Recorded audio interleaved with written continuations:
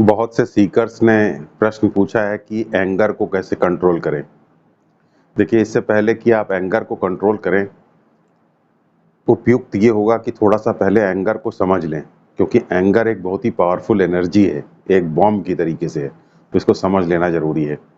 देखिए, एंगर को अभिव्यक्त करने के बहुत सारे तरीके हो सकते हैं, जिसमें एक तरीका है कि आप पैसिवली एंगर को एक्सप्रेस करते हैं। जैसे कुछ लोगों को आपने देखा होगा कि दूसरे से बोलना बंद कर देते हैं, दूसरे को अवॉइड करने लग जाते हैं, या सामने अगर कोई आ रहा है तो उसको एकदम इग्नोर कर देते हैं, जिसे कहते हैं साइलेंट ट्रीटमेंट।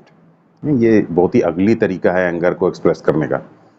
फिर पैसिव एंगर में जैसे सल्किंग भी एक प्रकार है एंगर को एक्सप्रेस करने का। कोई आपसे कुछ सवाल पूछ रहा है, एक शब्द में उसका जवाब देना, ठीक से उसका जवाब ना देना, मुंह बनाए रहना, या प्रोक्रेस्टिनेशन भी इस तरीके से एक एंगर व्यक्त करने का एक तरीका है। इसमें क्या होता है, आप कोई दूसरा व्यक्ति आपको कोई काम दे रहा है, तो आप उसके काम को, जो काम वो बता रहा है, उसको टाल रहे हैं। तो इस प्रकार जब पैसिवली आप एंगर को एक्सप्रेस करते हैं, तो आप आपका एंगर एक्सप्रेस करने का उद्देश्य ये होता है कि आप दूसरे के कंटेंटमेंट को, उसको खत्म कर दें, दूसरे के कंटेंटमेंट को डिस्ट्रॉय कर दें। तो ये बहुत ही अगली तरीके से एंगर को एक्सप्रेस करना हुआ। फिर कुछ लोग होते हैं, वो एकदम ओपनली ही अपना एंगर एक्सप्रेस कर देते हैं, सीधे मारपीट और गाली गलौज पर उतारू हो जाते हैं, सीधे डायरेक्टली अपनी बात एकदम से कहते हैं, रिलेशनशिप की कोई परवाह ही नहीं करते, हर्ट्स की कोई परवाह नहीं करते। तो जब उसका एंगर का स्पेल उतरता है, तब पता चलता है कि रिलेशनशिप डैमेज हो चुकी है। तो ये दूसरा तरीका है। और तीसरा तरीका, जो एक सही तरीका है एंगर को एक्सप्रेस करने का, वो ये है कि आप व्यक्ति को टारगेट नहीं करते हैं, जहाँ पे प्रॉब्लम है वस्तु को टारगेट करते हैं, जहाँ पे प्रॉब्लमैटिक एरिया है, प्रॉब्लमैटिक एरिया के बारे में बात करते हैं। आपकी जो कंसर्न्स हैं उसको एक्सप्रेस करते हैं, बताते हैं, आप कैसा फील कर रहे हैं उसको एक्सप्रेस करते हैं। और अगर दूसरा व्यक्ति कोई जवाब देता है तो उसको भी सुनते हैं। और अगर आपको लगता है कि अपने एटीट्यूड में आप कोई करेक्शन करना आपको जरूरी है, तो उसको अपने एटीट्यूड में भी आप करेक्शन करते हैं। और फॉरगिव करने के लिए, क्षमा करने के लिए भी हमेशा तैयार रहते हैं। तो ये एक असर्टिव तरीका है अपने एंगर को एक्सप्रेस करने का, एक हेल्दी तरीका है अपने एंगर को एक्सप्रेस करने का। फिर अक्सर ऐसा भी देखा जाता है कि कुछ लोग एंगर एक्सप्रेस ही नहीं करते हैं, अंदर से एंग्री रहते हैं, लेकिन कोई मैनिफेस्टेशन ही नहीं करते, कोई एंगर की अभिव्यक्ति ही नहीं करते हैं, गुस्से को पी जाते हैं। तो जब गुस्से को आप पूरी तरीके से पी जाएंगे, तो फिर आपकी पर्सनैलिटी को ही कुछ गुस्सा खत्म कर देगा। पर्सनैलिटी जब खत्म हो जाती है तो आपकी सेल्फ स्टीम गिर जाती है, और जब सेल्फ स्टीम आपकी गिर जाती है तो आप को डिपेंडेंसी का आप शिकार हो जाते हैं, आपकी कोई वक़्त ही नहीं रह जाती। तो इसलिए एंगर को लेकर के जो सही तरीका है, वो है असर्टिवली अपने एंगर को एक्सप्रेस करना है। पूरी तरीके से एंगर को पी जाना भी ठीक नहीं है। अपनी जो आपके ऑब्जेक्टिवली और राइटफुली अपने इमोशंस को एक्सप्रेस करना बहुत ज़रूरी है। याद रखिए, अगर आप वास्तविक रूप से सेल्फिश हैं, तो आप निश्चित रूप से एंगर को लेकर के कुछ ना कुछ ज़रूर करेंगे, क्योंकि एंगर की जो एनर्जी होती है वो बहुत ही डिस्ट्रक्टिव है। माँ-बाप बच्चों से ये कहते हैं कि भई आप गुस्सा नहीं करना चाहिए, गुस्सा करना अच्छी बात नहीं है, लेकिन बच्चे इसके ऊपर बिल्कुल भी ध्यान नहीं देते। क्योंकि दूसरा हमें एंगर के बारे में अगर कुछ बताता है तो फिर हम ध्यान नहीं देते। तो सही तरीका एंगर को लेकर के हम ध्यान दें, वो क्या है? वो ये है कि जब आप ये देख लेते हैं कि जलता हुआ कोयला हाथ में लेने से या जलता हुआ कोयला हृदय में रखने से पहले आप जलते हैं, बाद में कोई दूसरा जलता है। जब आप ये बात समझ जाते हैं, तब आप एंगर को लेकर के कुछ करना शुरू करते हैं। तो बजाय कि दूसरे लोगों का लेक्चर सुनना और दूसरे लोगों का से मशवरा लेना, इसकी बजाय खुद महसूस करना ज़रूरी है कि एंगर की जो एनर्जी है वो आपके अंदर कर क्या रही है। तो आपको पता चलता है कि एंगर की एनर्जी पहले आपको जलाती है, बाद में किसी और को जलाती है। और जब आप ये समझ जाते हैं, तो जलता हुआ कोयला आप अपने अंदर रखना बंद कर देते हैं।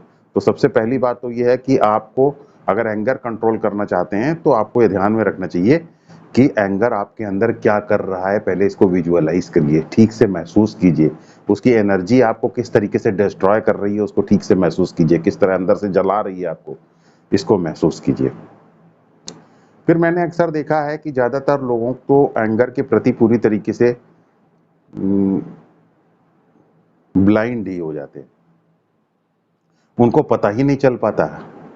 एक तरीके की स्लीप जीवन में रहती है कि वो उन्हें ये पता ही नहीं चल पाता कि हर वक्त ही वो एंगर एक्सप्रेस कर रहे हैं। उन्हें ये पता ही नहीं चल पाता कि वो एंगर एक्सप्रेस भी कर रहे हैं, या उन्हें ये पता ही नहीं चल पाता कि दूसरे को कितना नुकसान पहुंचा रहे हैं, दूसरे को कितना हर्ट कर रहे हैं। इसकी कॉन्शियसनेस ही नहीं रहती है, वन साइडेड कॉन्शियसनेस रहती है। अदर्स फ्रेम ऑफ रेफरेंस, दूसरे के फ्रेम ऑफ रेफरेंस में नहीं देख पाते, दूसरे के शूज में अपने आप को डाल करके नहीं देख पाते।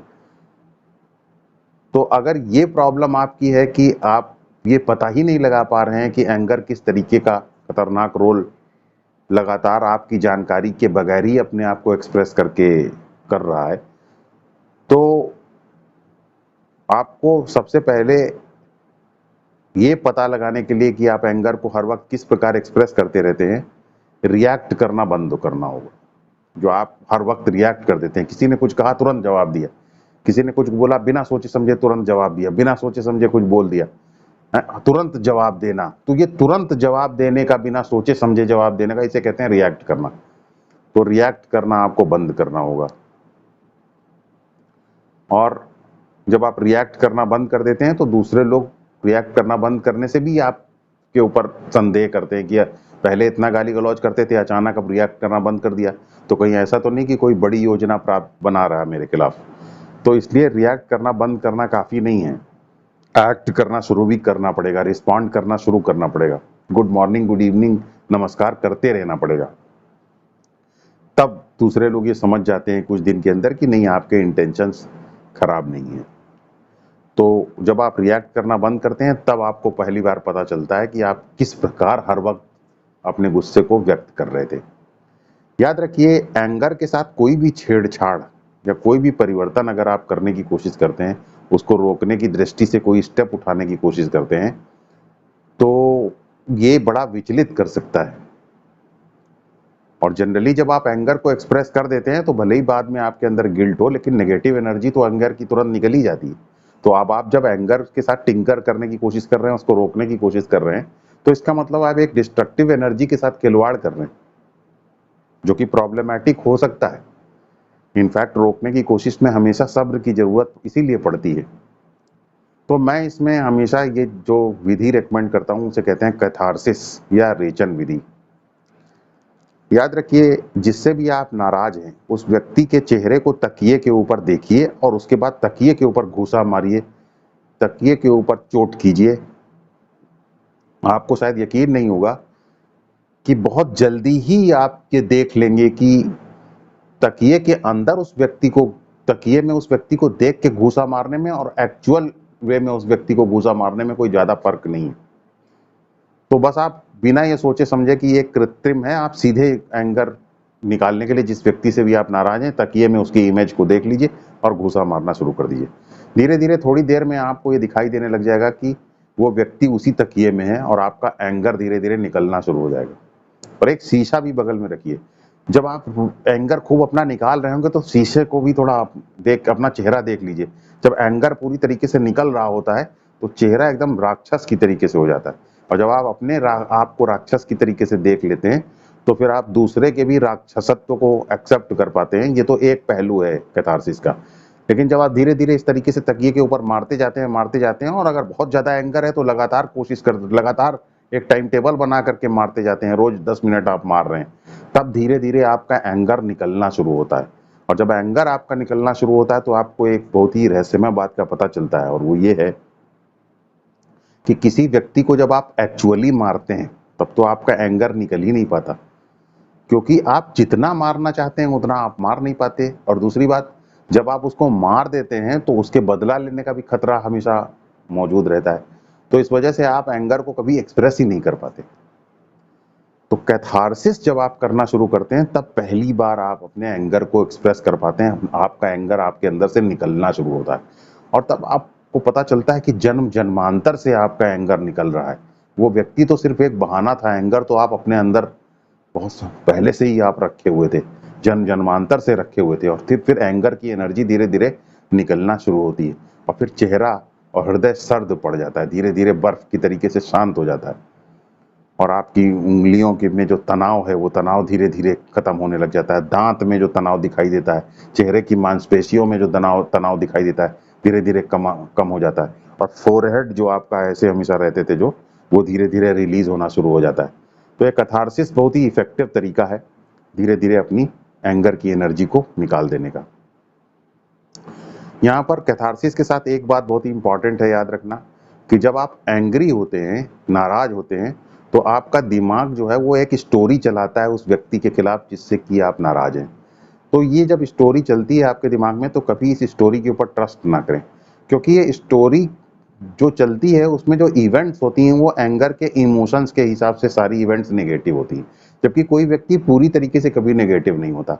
उसके अंदर कुछ पॉजिटिव क्वालिटीज होती हैं, कुछ नेगेटिव होती हैं। एंगर क्या है, सिर्फ नेगेटिव क्वालिटीज को पिक कर लेता है और पॉजिटिव क्वालिटीज को छोड़ देता है, तो उस व्यक्ति की एक बहुत ही हॉरिबल पिक्चर आपके दिमाग में बनाता है और कोयले की तरीके से आप अंदर चलने लग जाते हैं। तो याद रखिए, एंगर जो आपको कहानियां सुनाता है दूसरे व्यक्तियों के बारे में, उससे आप कभी भी उसके ऊपर भरोसा ना करें, तो कैथारसिस को भी चला पाएंगे बहुत इफेक्टिवली और कैथारसिस के पूरे प्रोसेस से आप ठीक से गुजर पाएंगे। इवन इफ अगर आपके दिमाग में वो कहानी चला भी रहा है आपका माइंड, तो भी कैथारसिस आप करते रहिए। कैथारसिस आपके अंदर की कहानियों को भी रिलीज कर देता है, उनको भी एक पेंट अप जो स्टोरीज हैं उनको भी धीरे धीरे रिलीज करने का काम करता है।